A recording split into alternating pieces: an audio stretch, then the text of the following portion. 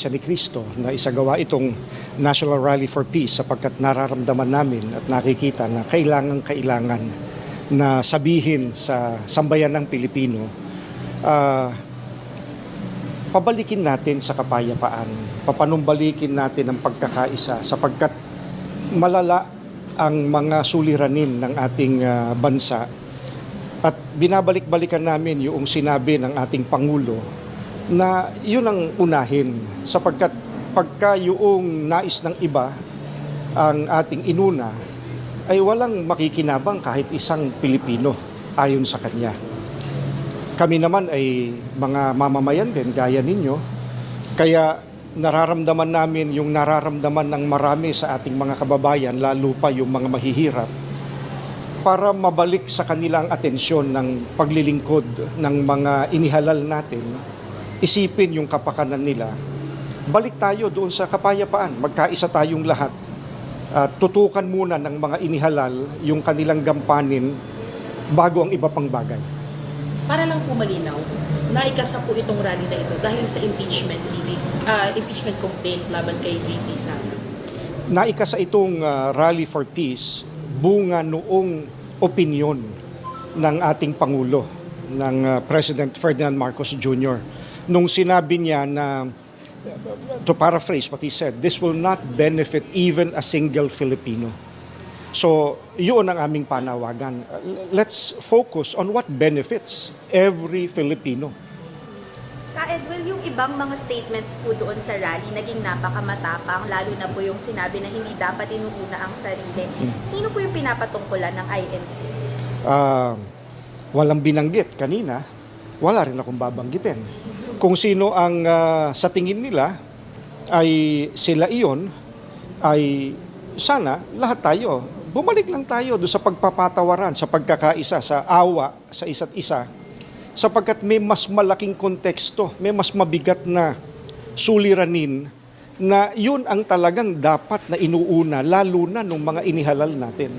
Ngayon, kung sino man yung sa paligay niya, natamaan siya, ay gaya nung narinig natin kanina mula sa Biblia, magpatawaran tayo. Ka-Edwel, sabi po ng ilang mga analysts na ito daw po ay may tuturing na, and I quote them, show of force daw po for VP Sara Duterte habang meron po siya ngayong hindi pagkakaintindihan kay Pangulong Marcos. Ano pong masasabi po ninyo na may ganun pong perspektiba yung mga political analysts po tungkol po sa gathering ngayon ng Iglesia? Palagay ko kung nandito yung mga nagsabi noon at napakinggan nila yung mga narinig kanina, makikita nila na hindi iyon ang layunin. Hindi iyon ang hangad ng Iglesia ni Cristo. Ang hangad ng Iglesia ni Cristo na baka nalilimutan ng iba sa dami ng ingay sa paligid, magkaisa tayo, magkaroon tayo ng kapayapaan, sapagkat pag hindi tayo nagkaisa at walang kapayapaan, yung mga problema natin ngayon sa halip na malunasan ay lalong lalala, lalong tatagal. Kailangan na malunasan yung mabibigat na problema.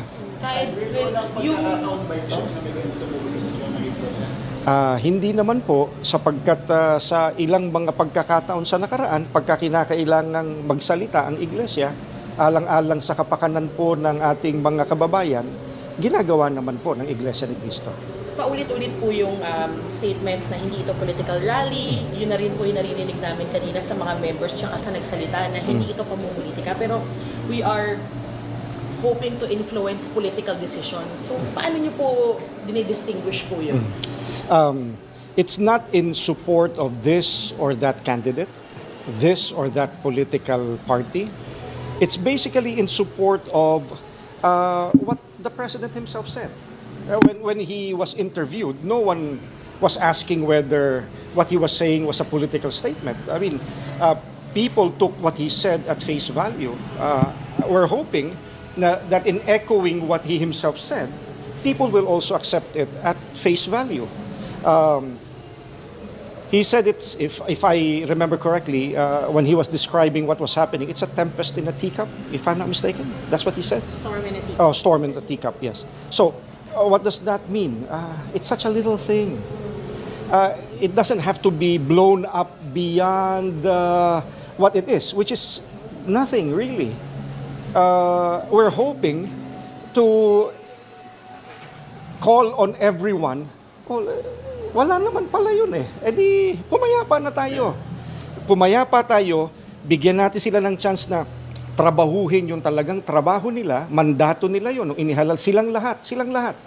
Wala kaming binapangalanan na this or that person, masama, mabuti, whatever. No. Ang sinasabi lang namin, nasa isang bansa tayo. If we do not unite, if there is no peace, wala naman tayong pwedeng sabihin, sige, meron pang ekstrang Pilipinas, lumipat dun yung kalahati ng bayan natin or whoever. Ito na yun eh. Magkaisa tayo. Basically, na whether people are going to say that's a political statement or not,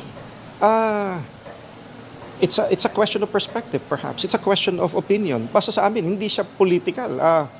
It's very practical. Magpatawaran tayo, magkaisa tayo, magkaroon tayo ng kapayapaan. It takes work.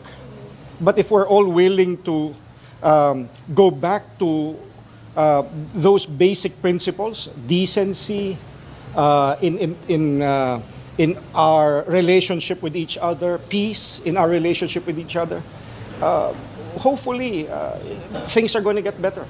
Ka-Edwin, nakausap niyo po ba si VP Sara Duterte? Personally, hindi. Hindi po. Personally, ako hindi. But how about the leaders po of INC? Considering that this is for her. I really would not know, and that's the truth. I really would not know. Hindi po siya nagpadala ng statement, sir, na baka pwedeng i-play sana po kanina. Again, in all honesty, wala akong alam doon kasi ibang bagay ang inaasikaso ko the whole day. Pasensya na. Sir, the stance of the INC has been very clear. Is it fair to say that politicians, particularly candidates in the 2025 elections, who would not heed the call for unity and pursue impeachment raps, would face repercussions or at least not enjoy the support of the INC?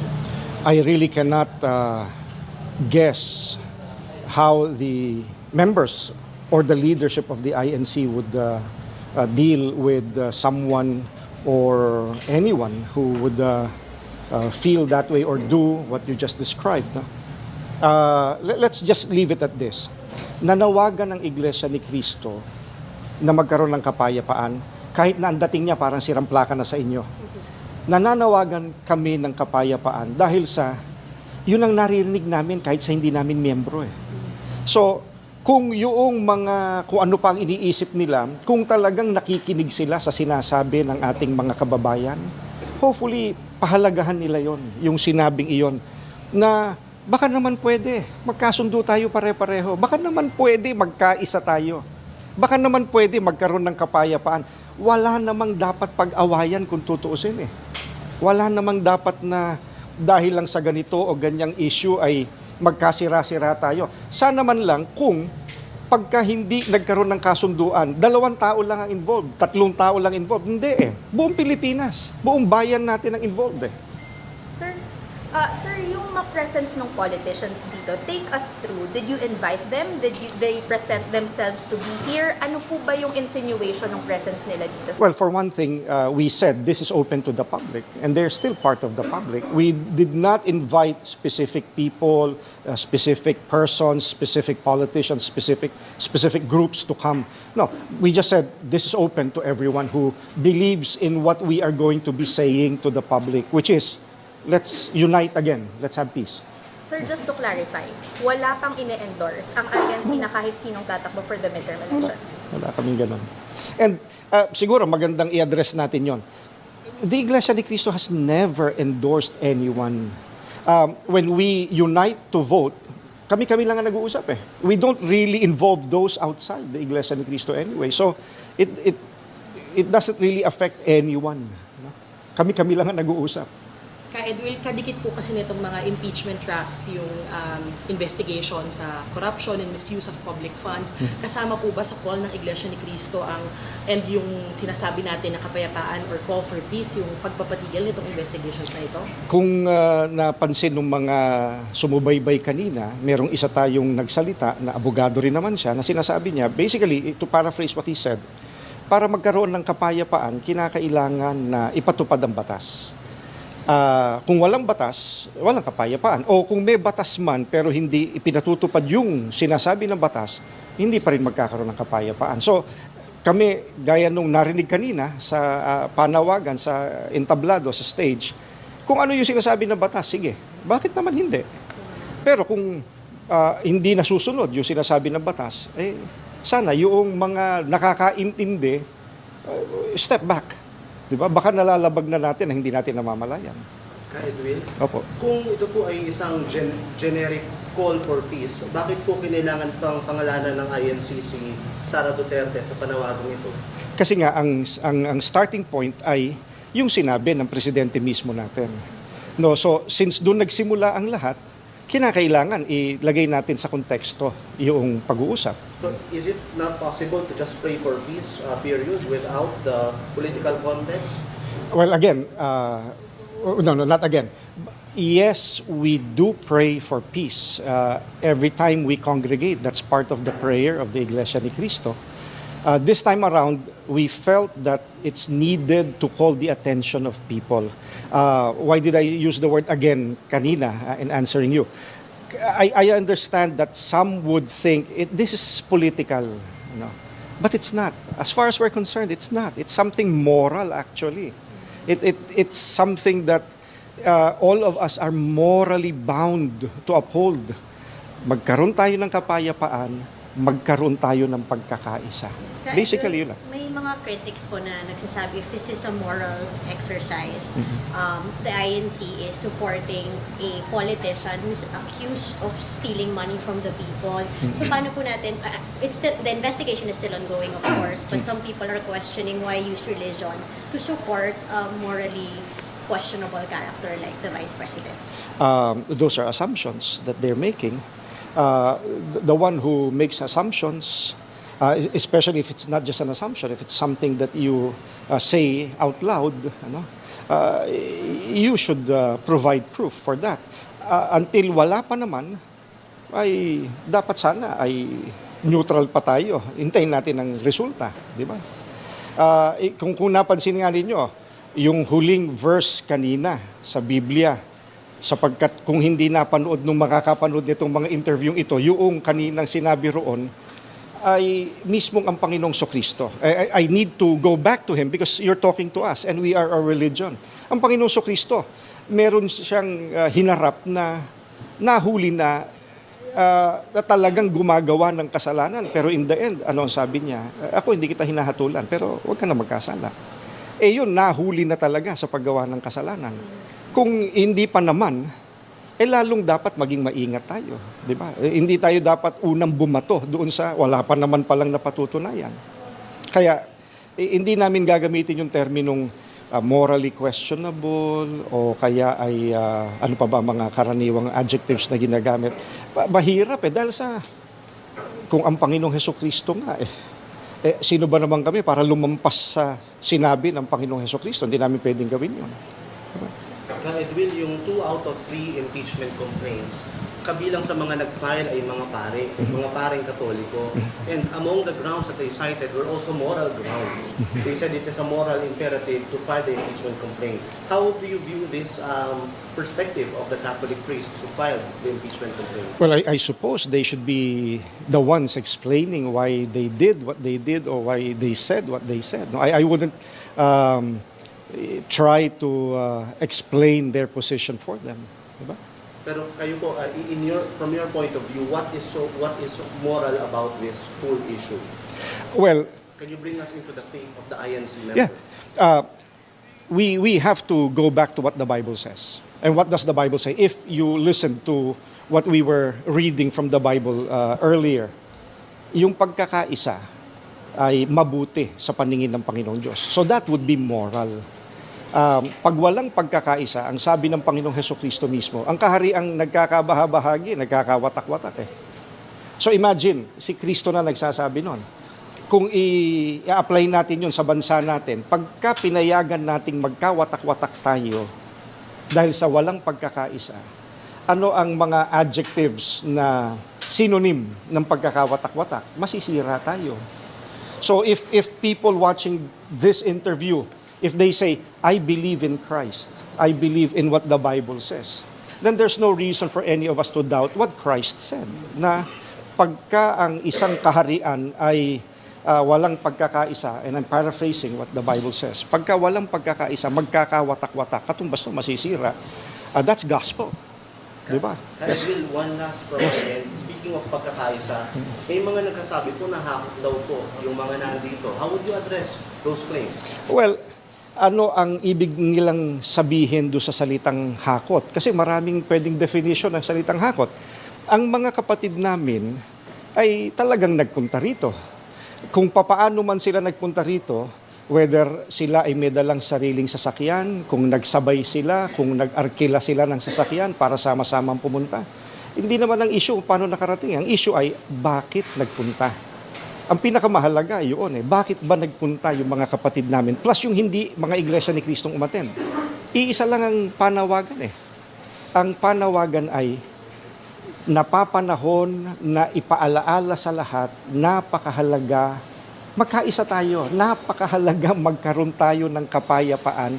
Maraming mas mabibigat na problema ang bansa natin.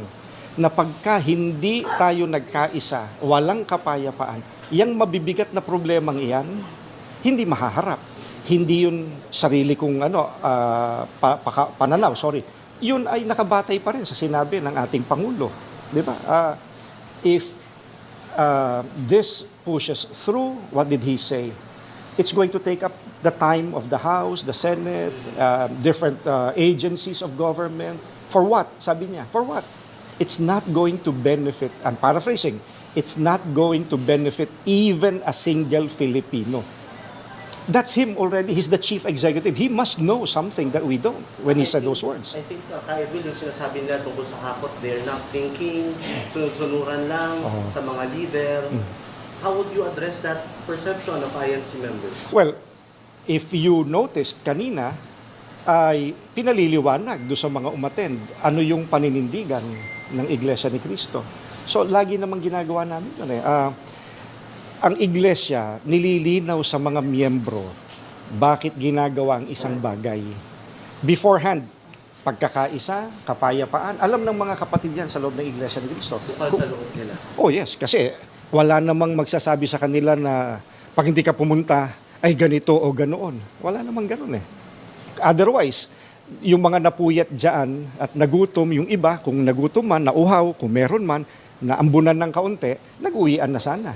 Di ba? Sapagkat nakita naman ninyo, no one is going around checking attendance. No one. You came, you stayed. Marami pa nga nasa labas hanggang ngayon So, kung yun ang definition ng salitang hakot, I doubt very much kung yung crowd na nasa labas, they would agree na sila ihinakot. Thank you. Maraming salamat sa inyo. Salamat po.